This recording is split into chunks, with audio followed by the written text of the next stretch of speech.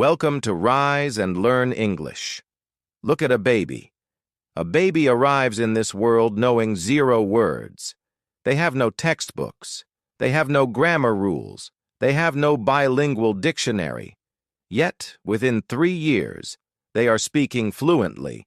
They understand complex instructions. They make jokes. They express emotions. Now look at an adult learner. They have books, they have apps, they have money for teachers, they study for 10 years, and yet they still stutter. They still feel afraid. Why?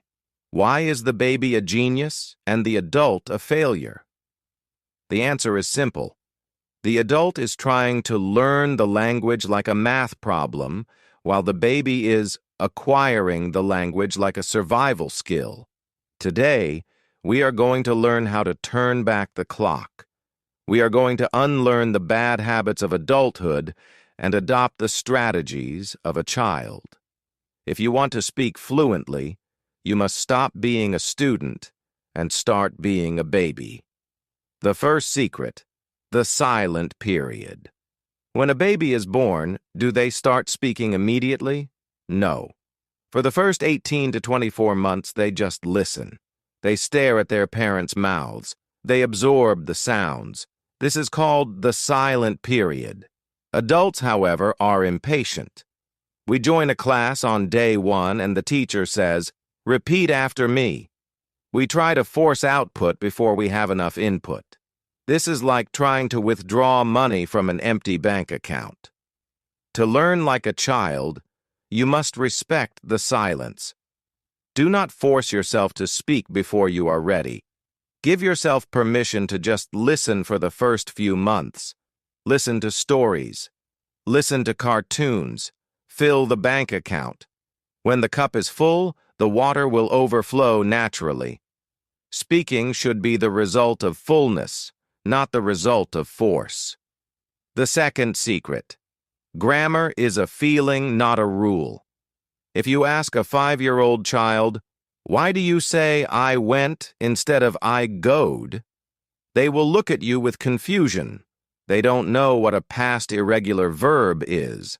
They just know that I went feels right and I goed feels wrong. Adults are obsessed with why. We memorize tables. We study the present perfect continuous. We treat English like a puzzle to be solved. But language is not logic. It is music. To learn like a child, you must stop analyzing the code and start feeling the rhythm. When you hear a sentence, don't ask, "What tense is this?" Ask, "How does this sound?"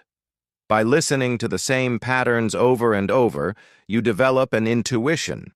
You develop a gut feeling for grammar. This is infinitely faster than calculating rules in your head. The third secret, the death of the ego. This is the biggest barrier for adults. We have an ego. We want to look smart. We want to be respected. When we make a mistake in English, we feel shame. We feel like we are losing our dignity. A child has no shame. A child will point at a dog and say, "Cat." The parents will laugh and say, "No, that's a dog." Does the child cry? Does the child give up? No. The child laughs too. They correct the data and move on. To learn like a child, you must kill your perfectionism. You must be willing to sound silly. You must be willing to make mistakes. A mistake is not a sign of stupidity. It is the mechanism of learning. If you are not making mistakes, you are not trying hard enough. Embrace the toddler mindset. Fall down, laugh, and get back up. The fourth secret, obsessive repetition. Have you ever read a book to a child? They want the same book every night. "Read it again! Read it again!" They watch the same movie 50 times. Adults get bored. We want new content every day. We watch a video once and say, "Okay, I know that." But the child knows something we don't. The first time you hear a story, you understand the plot. The 10th time, you hear the vocabulary. The 50th time, you hear the grammar structures. The 100th time, you memorize it. To learn like a child, you must fall in love with repetition. Do not jump from topic to topic. Find one audio clip you love and listen to it for a week. Master it completely. Squeeze every drop of juice out of the lemon. Deep learning comes from repetition, not novelty. The 5th secret: play, don't work. For a child, language is a toy. They play with sounds. They make funny noises. They sing songs. They use language to get what they want: a cookie, a toy, a hug. For an adult, language is work. It is a chore. It is a subject.